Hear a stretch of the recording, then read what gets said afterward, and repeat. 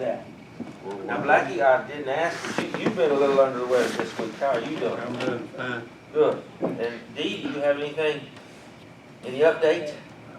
You're good. We don't have enough time. Okay. We're going to go with you're good. Just leave your blood top at the back of the door. I may need it. Okay. But we do have one other announcement that Will may not realize, that we have a tradition of singing happy birthday at the end of the service, and Mr. Messer here will have a birthday. And he doesn't want people to know that, No, so. I'm not ashamed of my birthday. We're gonna keep the birthday When were you service. gonna Save announce of it? us singing. I think last Sunday he preached on the birthdays in September and you included yourself. That's right, he See, did. I know. But you didn't announce to Will that we need to sing it to you. You're right. And we probably ought to sing to Mandy again just because she likes it so much. I'm good. You know, It's all Stuart. it's all my day. Now, this would also be Dude's birthday on Thursday. I was talking to Roger yesterday. We were talking about Dude. But also, this morning in Sunday school class, we were talking about holy, holy, holy that you brought up on, Mandy brought up on Wednesday night. We were talking in Esther about the number of threes, and there was 497 or something like that. And one of them is how the words get repeated 3 times. And we were looking at that today of holy, holy, holy with Isaiah, the call of Isaiah. Now, one of the things we're going to do today is I want to read this. This is out of Numbers, and let's read this together. The Lord bless you and keep you. The Lord make his face to shine upon you and be gracious to you. The Lord lift up his countenance upon you and give you peace. That the Lord will bless us. We always like to remember that. You know, we've been looking at Genesis a little bit. We looked at how when Jesus looked at creation there in chapter 1, he saw it all. And he said it is very good. And we know that that didn't last all that long. That there was a break between that time when Adam and Eve walked in the garden with God. And then there comes that break, and they go east of Eden, out of the garden. And then we talked about Noah and how during the days of Noah, all of humanity was turned towards violence. And the whole earth was being corrupted by that violence of man. And then we had the flood. And then God gave that covenant. He put the rainbow in the sky to remind God. He put it up there to remind himself. And we see that.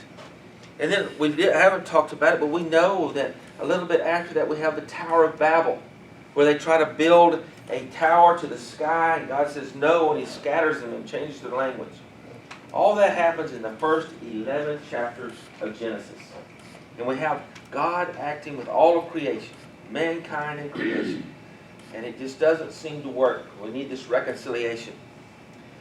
And then in chapter 12, things change. We move from God having worked it all here, he narrows down to one family and one man and one woman. And that's Abram. His name is here in chapter 12 has not been changed to Abraham.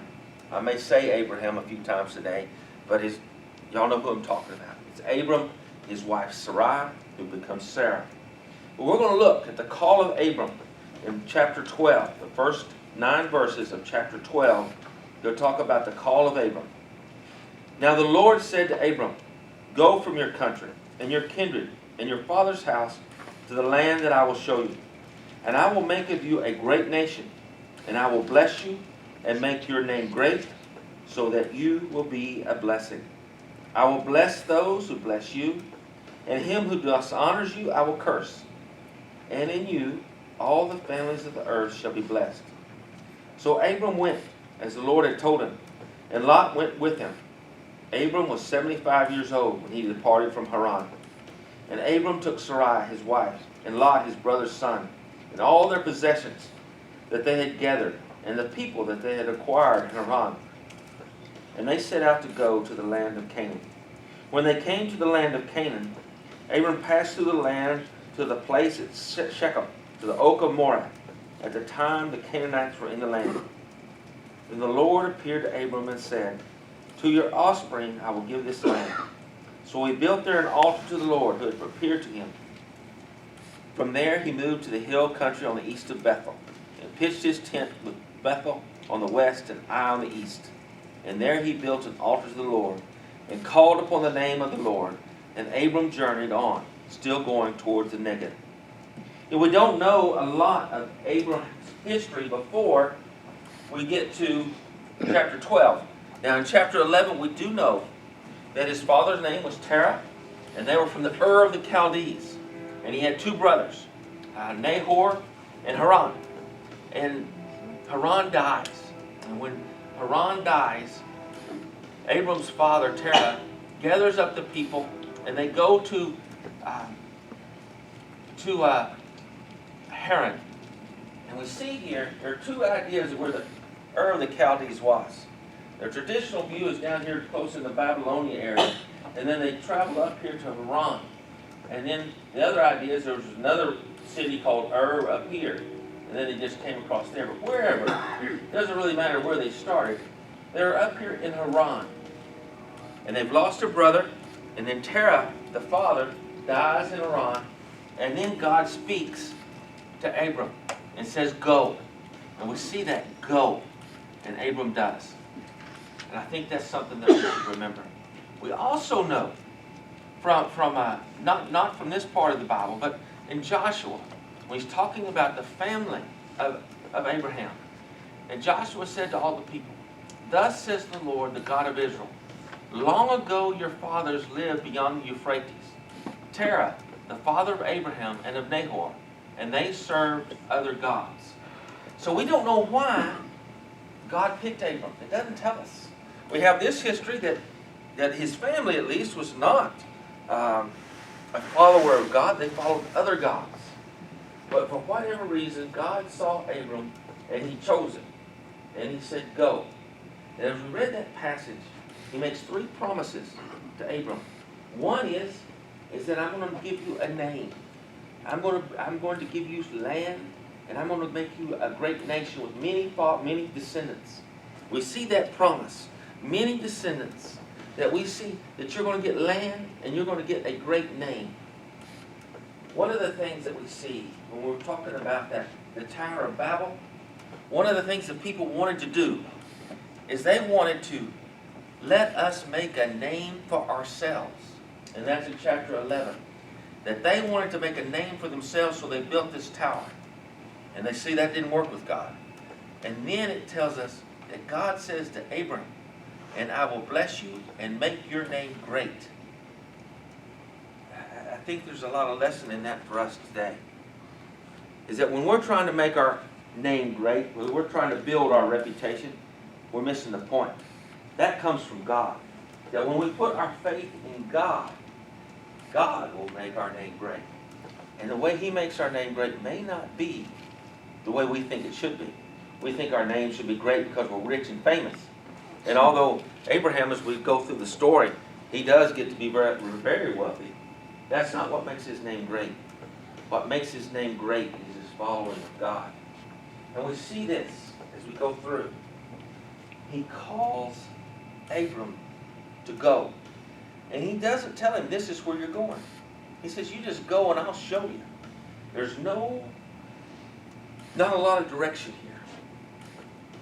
And yet he does. He follows. When we look at our lives or anyone else's lives, there's a great temptation for comfort. Now when I see it in court regularly, that there will be a dysfunctional family, whether it's because the father has some sort of problem, or whether it's because they just can't get along, but it's dysfunctional. But so often, they want to maintain that dysfunction because it's what they're used to. It's what they're comfortable with, even though it may not be a good situation at all. And that I've seen situations where a father was an alcoholic, and he got sent, we say, off to get rehab. And when he came back, he was off alcohol. But it was so much different to have him there. The family didn't handle it very well. It's not like they wanted him to go back to being an alcoholic. I don't mean that. But that change in him, they knew how to deal with him as an alcoholic. They didn't know how to deal with him just as the way he was. And so the dysfunction, they'd rather have the dysfunction as opposed to going out and their lives be disrupted. And that God disrupts our lives all the time. Can you think of a single time where God has a call and it's comfortable? Where God says, you stay here and be comfortable. I can't think of any. When he says to Abraham, he says, you go, and I'll show you where you're going. He disrupts Abraham's life. He disrupts Sarah's life, the whole bunch. And that is one of the things that we see over and over with God, is he disrupts our lives. That he calls us to go. He calls us to do. And that's hard to do. It's hard to obey that command and still be comfortable. I think we can learn from that to look, how is God calling us today? And how is he going to disrupt our lives? Because he will. He will disrupt our lives. You know, one of the things we see in this passage is he tells Abram, I will make of you a great nation, and I will bless you and make your name great, so that you will be a blessing. That's one of the things that I want to talk about today, is that he does promise, God promises Abraham, that I will bless you, I will give you land, I will make you a great nation. But then there's that phrase right there, so that you will be a blessing. He blesses Abraham so that he will be a blessing. And I know that's directed directly to Abraham. But if we think about it, it's also directed to us. Because how many of us cannot say that we have not been blessed? And I know we think of that as maybe as financially or with good health or whatever. I don't think that may be part of it. But one of the ways we are blessed, one of the ways I am blessed is by you. And I mean that sincerely. That one of the great blessings in my life are the people that are in my life. And especially the people that are here today. I am blessed by that relationship with other people. Blessed by the relationship with each of you. And I mean that. But how do we be a blessing? You know, I was listening to an Unashamed podcast. That's with Phil Robinson and a couple of his boys. And they were interviewing a guy that was a baseball player. And he was retired now. But he has a mission. And he was involved with veterans. He liked to take veterans hunting. And then as he took these veterans hunting, and we had all this disruption in Afghanistan, and we pulled out of Afghanistan, he kept hearing about how many of the people that were very close to these veterans were still in Afghanistan, particularly translators and others that were Afghani people who were left and needed to get out before the Taliban began to persecute them. And so he set up an organization to help these people get out of Afghanistan. And he was very successful. Didn't go easy. Sometimes they had to sneak out. Sometimes they had to walk out. But he was able to get a lot of these people out of Afghanistan. And he had this organization set up to get people out. And then, of course, we had in February, we had the Ukraine situation. And he talked about how he would go into Ukraine and he would take his car in, or a car in, and he would drive orphans out.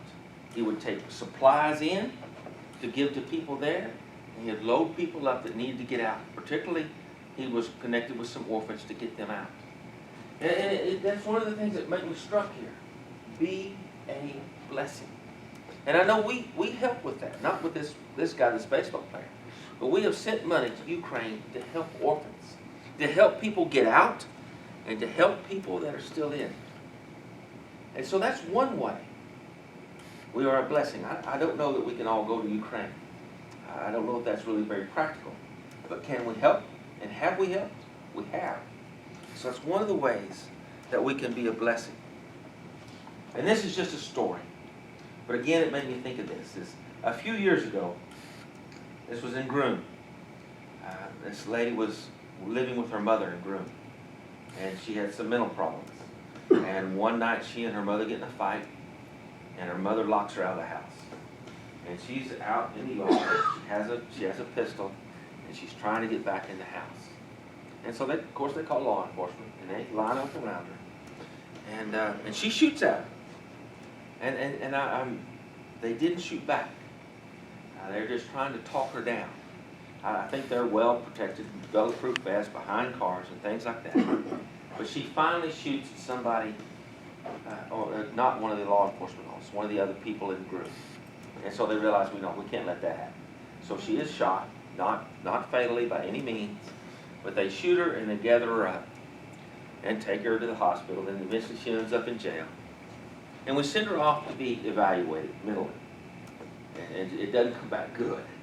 And the doctor recommends that she be committed to a mental institution. And I ordered that. But then COVID hits, and it takes forever to get this lady into a mental institution. It just does. But eventually she gets in there, she gets treatment, and they bring her back, and she is a different person. A completely different person now that she's on the right meds. And we send her home. And this is my point on the blessing.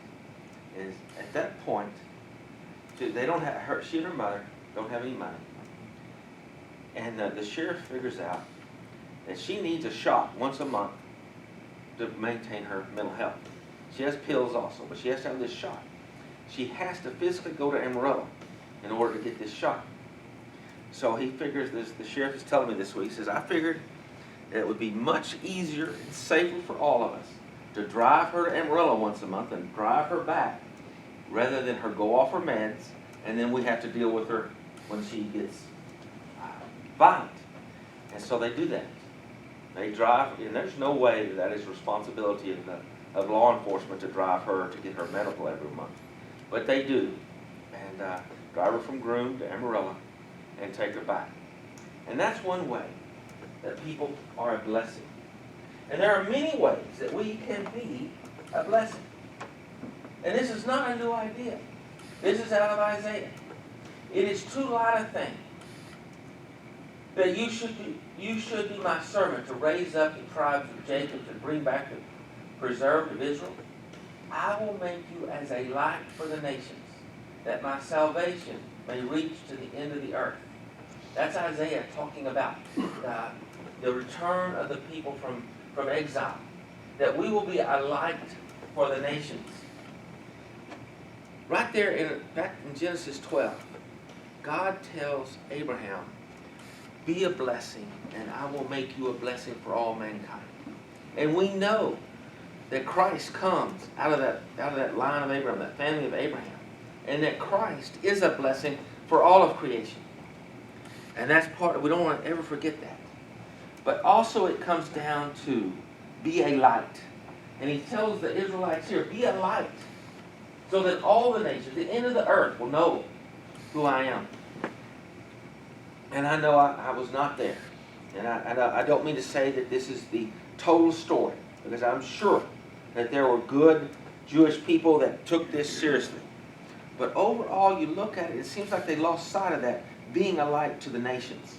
That instead of being a light and spreading the goodness out, to God's goodness out, that they got very exclusive. And they started looking at how do we exclude people instead of how do we bring people in. And we don't want to end up that way. And I think sometimes there is a tendency that we begin to look inside, that we begin to look, what are we doing here, as opposed to looking outward, to opposed to bringing the good news of Christ out to the world. We get focused on what we need, and we're in here. And I think sometimes I think the Jewish people fell into that trap of excluding others and just taking care of ourselves. And we always need to remember that God blesses us so that we will be a blessing to others. We are not to just keep it and hoard it. It comes to us and then we give it out. It's almost like that we are a pipe, that it flows into us and then flows back out. And we want to remember to be that blessing. This is not unique in any way to the Old Testament or to Israel. It is not. We also have this, that Jesus said, in the same way, let your light shine, before others, so that they may see your good works and give glory to your Father who is in heaven. Let your light shine. Be a light to the nations, that we may give glory to God who is in heaven. I know sometimes some people, we're not going to say names, but some people think that well, she's already reminded us that I'm getting older this week, but that I'm getting old, and she's right. I am getting old. One of the things I want us to remember, this is from a poem by Walt Whitman, and in this poem it says, "That powerful play goes on, and you may contribute a verse." And what he's talking about here is life goes on. All of life continues to go on, with us or without us. And we may contribute a verse to that play, or we may contribute something to life. And let's never forget that. That's one of the things that God is telling us to do. By being a blessing, let's contribute to the world around us. Let's make the world around us a little better. Let's show the light of Christ living in our lives. Now this is one that Tony sent me this week. And I think it fits with us. Ask yourself if what you are doing today is getting you closer to where you want to be tomorrow. Don't be a prisoner of your past. It was just a lesson, not a life sentence. And when we look at that, we all, every one of us, have things in our past that we may wish wasn't there. And did we learn from it? And are we going on? Or are we still hung up in what we did wrong years ago? And one of the things we look at, it doesn't have to necessarily be what we did wrong. It could just be that comfort, that we're just comfortable where we are. Is that helping us go where we need to go? Is that helping us contribute a verse to the play that goes on? You look at Abram, you see his life, and it didn't give us a lot of detail, it doesn't. But he and his father had lost a brother. He had lost a brother, his father's son. And then they left. And it says that they are going to the land of Canaan, but they don't make it. They stop in Haran and settle. And that's when God comes in and disrupts things. It's when they have stopped and settled. And that's something that I find in my life, that sometimes I settle. I stop and I settle, as opposed to continuing on in what God wants me to do, in the disruption that may or may not I recognize. And when we look at this one, is we look at our past as a lesson, not a life sentence, and we keep going. Because God has blessed us, and we want to be a blessing. That's one of the things we have here, is we are blessed. And if we're talking to one another, we want to be blessed. But if we are all blessed. As we were looking at that passage from Numbers. But as we get through that, be a blessing. We know we are blessed. Each one of us. And let's not get the idea that, well, I may not have the retirement that my wife wishes I had. But I am still blessed. And when we see this, be a blessing. So we take what God has given and we share it in any way that we can, so that we may be a blessing. And that's what I want us to take today, is we are blessed. Let's be a blessing as we go out into the world. And that's one of the things, is one of the blessings that we have, one of the great blessings that we have, is that Christ is here with us today. And He is giving His invitation to us to come to Him, to put on His life in baptism, or come that we may bless one another. Because Christ is willing to bless us. Christ is blessing us. He's blessing us by His very presence here in this building today amongst us. Let's never forget that. If we're looking at blessings, how do we get a greater blessing than the presence of Jesus with us today? And let's share that presence. Let's share that life with Christ. Let's share that life that we have with one another. But this is the invitation. If you have any need, if you need a blessing, we want to help you. We want to help you in any way that we can. So if you have a need, if you will come as we stand and as we sing.